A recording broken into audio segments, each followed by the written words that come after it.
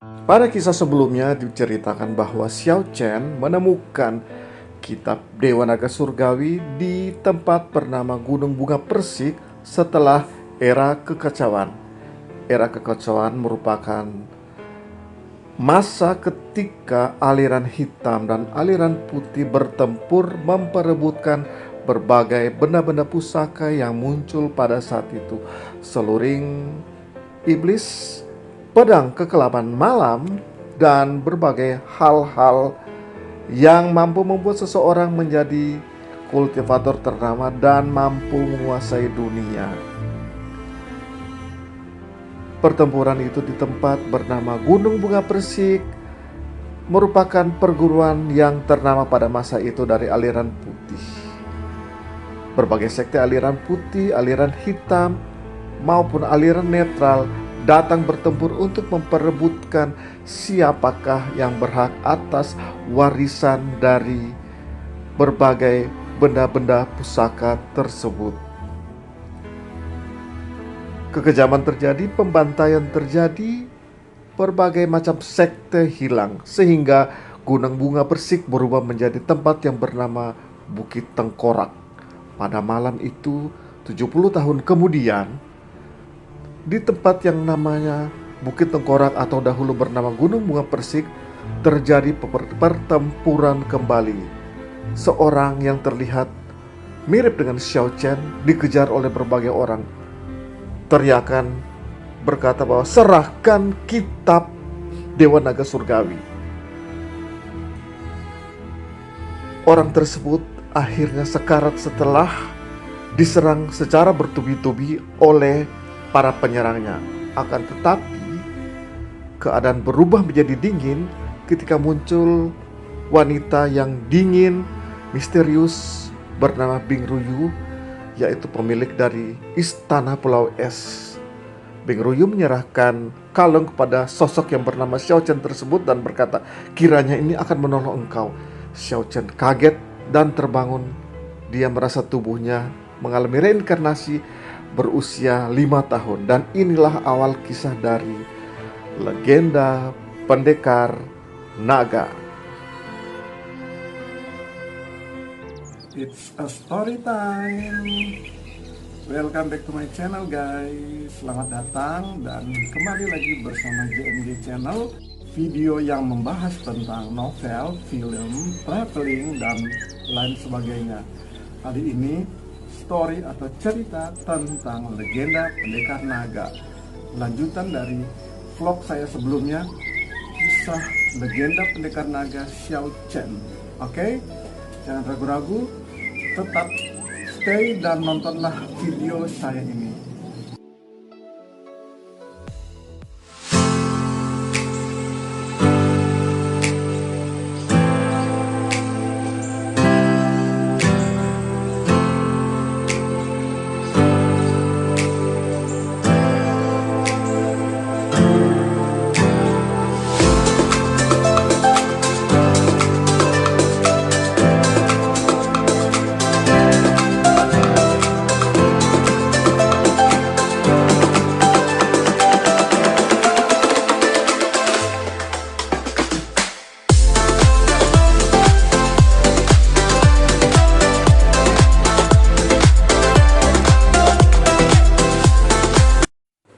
Xiao Chen pun tersadar, kenapa aku menjadi anak berusia 5 tahun dan kaki tanganku begitu kecil? Xiao Chen terkejut. Di depannya berdiri seorang pria tampan. Pria itu memperkenalkan dirinya.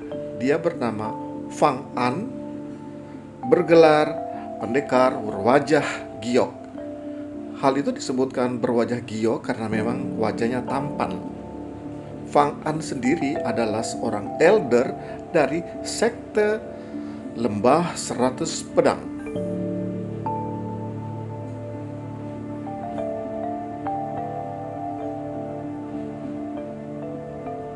Kemudian Fang An pun mengajak Xiao Chen untuk menjadi muridnya, dan Xiao Chen tersium mengingat kisah lama bahwa memang Fang An ini adalah gurunya, maka ia mengikuti Fang An. Dalam perjalanan Xiao Chen beserta gurunya Mereka sampailah di tengah hutan di sebuah penginapan yang bernama Penginapan Bulan Perak. Dan di penginapan tersebut mereka bertemu dengan seorang pendekar berambut merah bernama Lin Fan. Lin Fan sendiri adalah salah seorang pendekar yang berasal dari sekte Bunga Persik, sekte di mana tempat era kekacauan dimulai, pertempuran itu terjadi. Lin Fan membawa seorang bayi. Lin Fan sendiri adalah merupakan salah satu elder dari sekte Bunga Persik.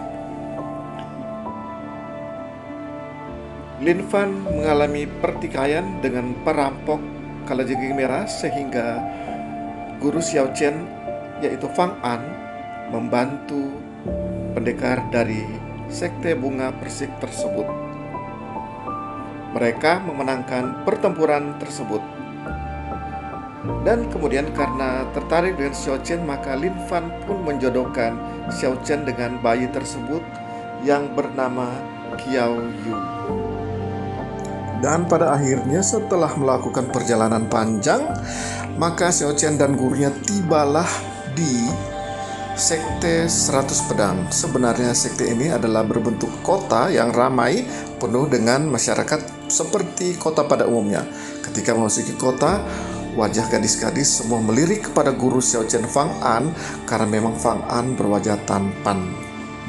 Setahun kemudian, guru Fang An menjalani tugas atau mission yang ditugaskan oleh sekte, sehingga Xiao Chen pun merasa bebas dan dia berminat untuk mencari harta yang sudah diketahui pada kehidupan sebelumnya 72 tahun yang lalu. Dia mengetahui bahwa di sekte tersebut terdapat sumber daya berupa ginseng air di tengah sebuah danau. Xiao Chen berminat untuk mengubah tulangnya yang mana adalah tulang biasa, tidak cocok untuk seorang kultivator, menjadi tulang serigala kuning, dan kemudian ingin meningkatkannya menjadi tulang serigala hitam, dan kemudian meningkatkannya menjadi tulang serigala angin. Semua itu bisa diperoleh setelah dia mengkonsumsi begitu banyak ginseng air. Di perjalanan tersebut, Xiao Chen bertemu dengan ketua dari sekte Lembah 100 Pedang. Setelah beberapa waktu berlalu, Lembah 100 Pedang dikejutkan dengan arak-arakan dari para tentara kerajaan yang mana membawa seorang putri bernama Yin Sui Hua yang merupakan putri dari calon kaisar berikutnya kerajaan Han yang berminat untuk berguru di Lembah 100 Pedang. Tubuh daripada putri tersebut bagaikan kaisar perang dan juga memiliki tulang naga langit. Pilihan guru pun jatuh kepada Fang An atau pendekar berwajah giok karena sang putri merasa cocok dengan guru Fang An. Wakil ketua sekte yang bernama Wan Ergao merasa cemburu dan kurang senang dengan hal tersebut. Setahun kemudian, Xiao Chen beserta gurunya Fang An dan ketua Lembah 100 Pedang bernama Jiang Kun diundang oleh calon kaisar untuk berkunjung ke ibu kota yang bernama Luoyang. Kedatangan ke sana adalah untuk membantu calon kaisar, akan tetapi dalam perjalanan tersebut mereka bertemu dengan organisasi pembunuh bayaran bernama Bunga Dosa. Pertempuran terjadi antara kelompok Xiao Chen dan dibantu dengan beberapa pendekar. Pembunuh bayaran tersebut terdiri dari tingkat paling rendah topeng perunggu, topeng perak, topeng emas, dan kultivasi tertinggi adalah pembunuh bayaran yang mengenakan topeng ungu. Pendekar dari sekte Pegunungan Bunga Persik pun membantu mereka dalam pertempuran tersebut menuju ke ibu kota. pertempuran hebat terjadi, mereka menyelamatkan beberapa keluarga bangsawan.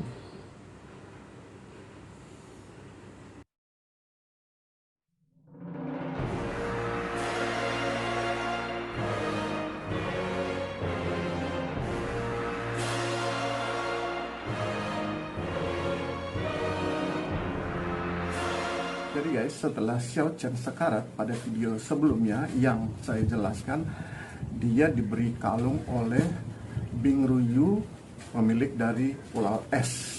Bing Ruyu adalah salah satu dari jenius keajaiban dunia pada masa itu, masa 70 tahun yang lalu.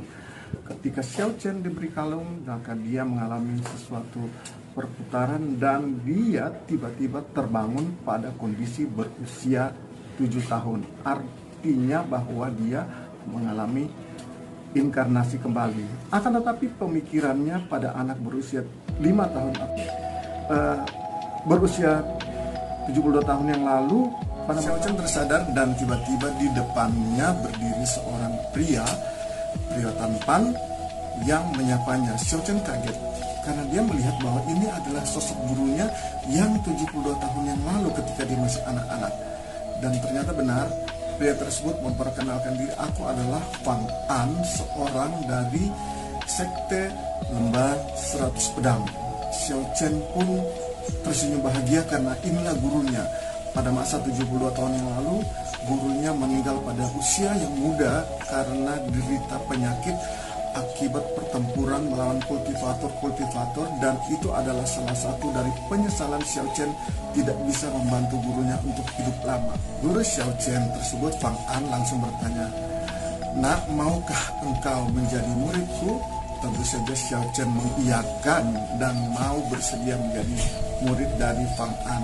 Fang An sendiri dikenal sebagai pendekar berwajah giok karena ketampanannya di dunia persilatan pada saat itu. Dan Fang An senantiasa mengenakan topeng atau masker untuk menutupi wajahnya karena ketampanan tersebut sangatlah mengganggu para gadis-gadis yang sering jatuh cinta kepada Fang An. Bersama dengan Xiao Chen melakukan perjalanan menuju Lembah 100 Pedang. Akan tetapi di tengah perjalanan tersebut mereka menginap pada suatu penginapan yang bernama Penginapan Bulan Perak. Di penginapan tersebut, Xiao Chen beserta gurunya Fang An melihat seseorang sosok yang gagah perkasa berambut merah, dan Fang An berbisik kepada Xiao Chen. Dia adalah pendekar, salah satu pendekar ternama dari sekte Gunung Bunga Persik. Gunung Bunga Persik yang bernama Ling Fan. Pada saat itu mereka melihat bahwa Ling Fan menggendong seorang bayi. Bayi tersebut ternyata adalah cucu daripada Ling Fan. Kemudian datanglah segerombolan penjahat yang menamakan dirinya kelompok Kalajengking Merah. Pertempuran terjadi karena kelompok daripada penjahat tersebut memiliki ilmu yang sangat tinggi.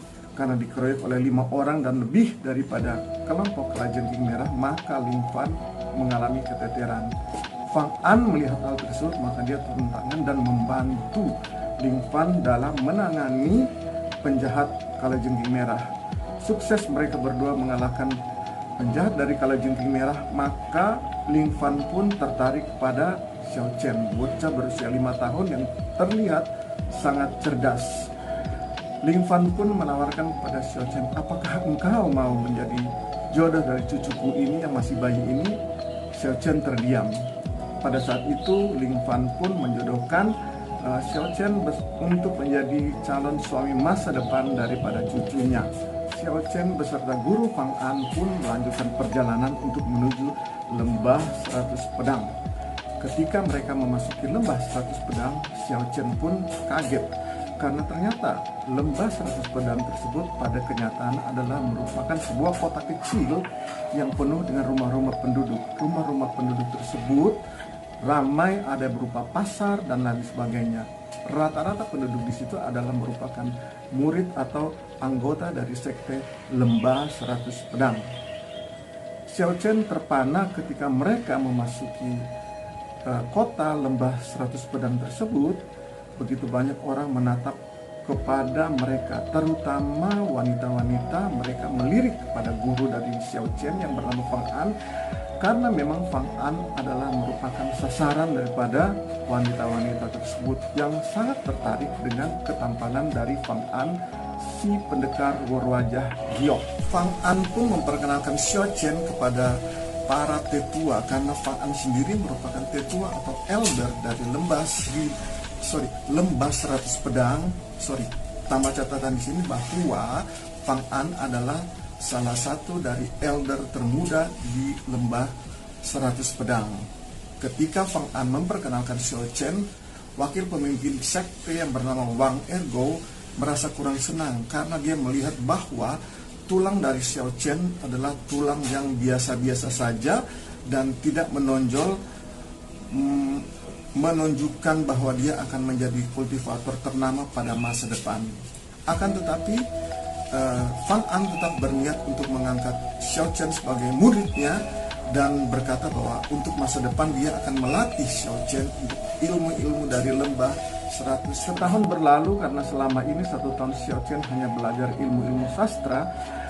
Guru dari Xiao Chen, Fang An, si pendekar berwajah giok, mendapatkan misi atau tugas dari sekte untuk menumpas penjahat di luar sana.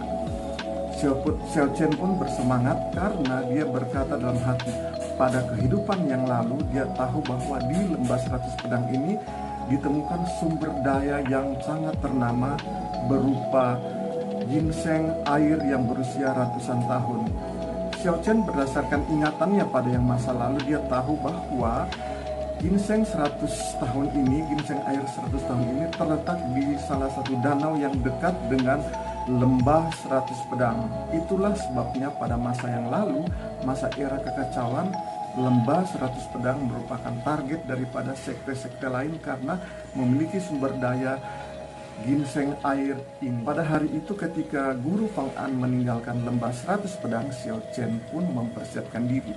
Dia pergi ke danau tersebut dan dia menyelam. Karena kaki dan tangannya masih kecil berupa anak berusia 6 tahun, dia sangat kesulitan, akan tetapi tekad yang begitu membara membuat Xiao Chen meraup sesuatu. Ketika dia mengangkatnya, dia melihat bahwa itu adalah 3 ginseng air yang berusia ratusan tahun. Segera dia menyimpannya di dalam bajunya, dan ketika dia kedinginan, tiba-tiba terdengar suara seseorang berbatuk-batuk dan berkata, "Sedang apa kau di sini, anak kecil?"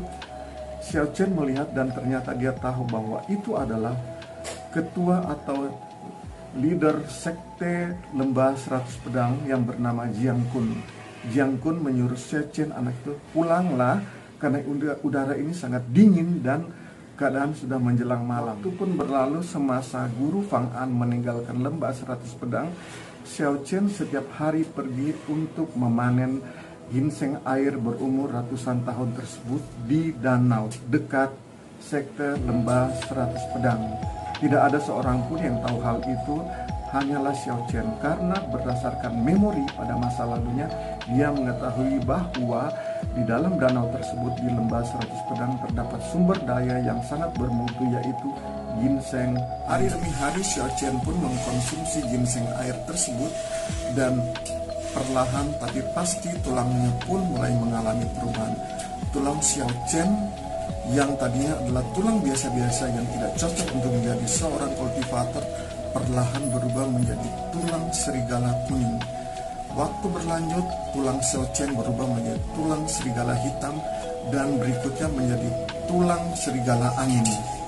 Ketika guru Fang An datang, dia sangat terkejut melihat tulang Xiao Chen yang itu berubah adalah saat ini posisinya adalah tulang serigala angin yang sangat cocok menjadi seorang kultivator. Maka Fang An membawa Xiao Chen kepada para leader sekte dan para elder-elder untuk mengajukan bahwa Xiao Chen sejak saat ini dapat dilatih dengan ilmu-ilmu dari sekte lembah 100 pedang. Resmi pada saat itu Xiao Chen pun berlatih dengan ilmu-ilmu lembah 100 pedang. Perlu dicatat juga bahwa Xiao Chen memiliki ingatan 72 tahun yang lalu di mana dia melatih ilmu dewa kitab naga surgawi.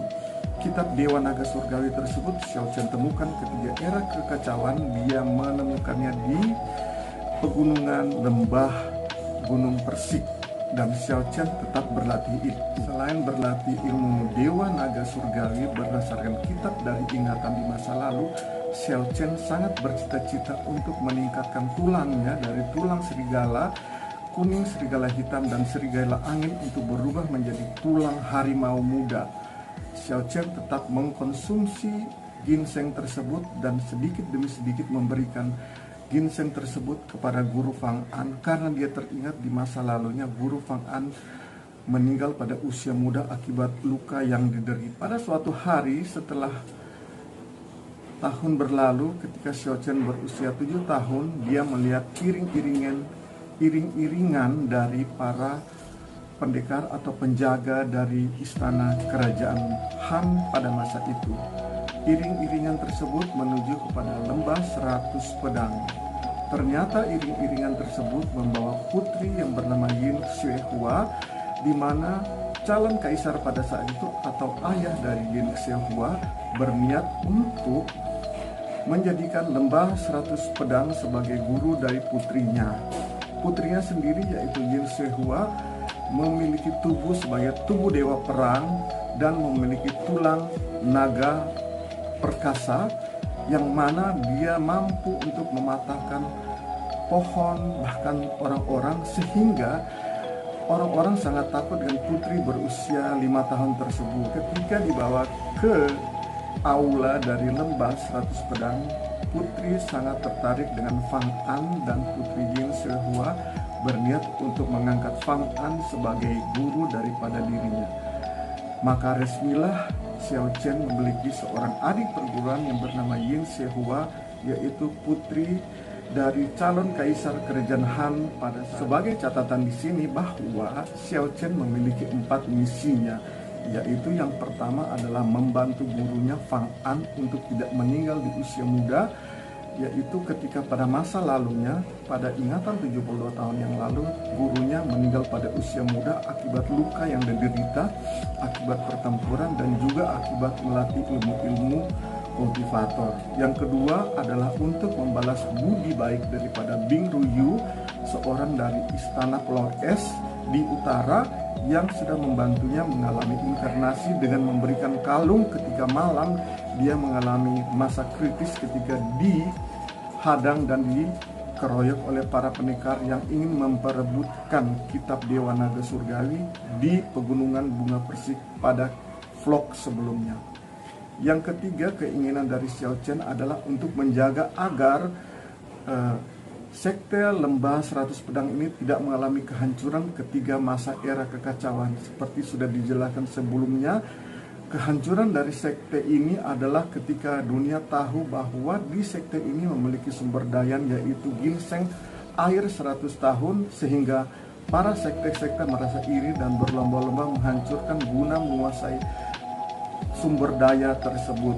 Yang keempat adalah Xiao Chen sangat berniat untuk mengatasi atau menghentikan era kekacauan yang terjadi pada 72 tahun yang lalu, sehingga terjadi banyak kehancuran sekte-sekte ternama serta kultivator-kultivator atau pendekar suci terkenal pada masa itu yang mengakibatkan ilmu-ilmu sakti pada saat itu mengalami hilang atau sirna dari dunia akibat mereka mengalami meninggal usia muda atau usia pada saat produktif ketika era kekacauan memperebutkan berbagai sumber daya dan kitab-kitab yang sangat utama. Pada akhir usia 7 tahun, Xiao Chen pun mengalami peningkatan tulang menjadi tulang harimau muda, dan tepat berusia 8 tahun, Xiao Chen beserta gurunya Fang An dan ketua dari sekte lembah 100 pedang dipanggil oleh calon kaisar untuk pergi ke kota Luoyang untuk mengadakan pertemuan membantu calon kaisar ini untuk membantu calon kaisar untuk menjadi kaisar pada era berikutnya. Perlu diketahui bahwa terjadi persaingan antara ayah dari Yin Xuehua ini dengan seorang pangeran yang lain untuk menjadi calon kaisar di era tersebut. Ketika dalam melakukan perjalanan menuju kota Luoyang atau ibu kota kerajaan Han pada masa itu, Xiao Chen beserta gurunya beserta ketua dari lembah 100 pedang mengalami pertikaian pada saat membela seorang keluarga bangsawan, yaitu keluarga bangsawan Liu yang dikejar atau diburu oleh sekte pembunuh bayaran bunga dosa. Sekte pembunuh bayaran bunga dosa ini menerjunkan berbagai macam pembunuh bayarannya. Yang pertama pembunuh bayaran bertopeng perunggu, kemudian pembunuh bayaran bertopeng perak, pembunuh bayaran bertopeng emas, dan terakhir menurunkan pembunuh bayaran bertopeng ungu yang paling sakti. Pertempuran terjadi dan Xiao Chen beserta gurunya dibantu oleh beberapa pendekar dari pegunungan bunga. Asosiasi Bulan Perak sendiri merupakan salah satu aliran netral yang terkenal sama-sama dengan 4 aliran terkenalnya, yaitu dari Pulau Es Utara, Benteng Lentera Sakti, Partai Pengemis, dan Asosiasi. Karena ceritanya begitu panjang, maka untuk sementara saya akhiri dulu dan akan saya lanjutkan pada video berikutnya. Jangan lupa di like, di subscribe, dan di share ya. Bye.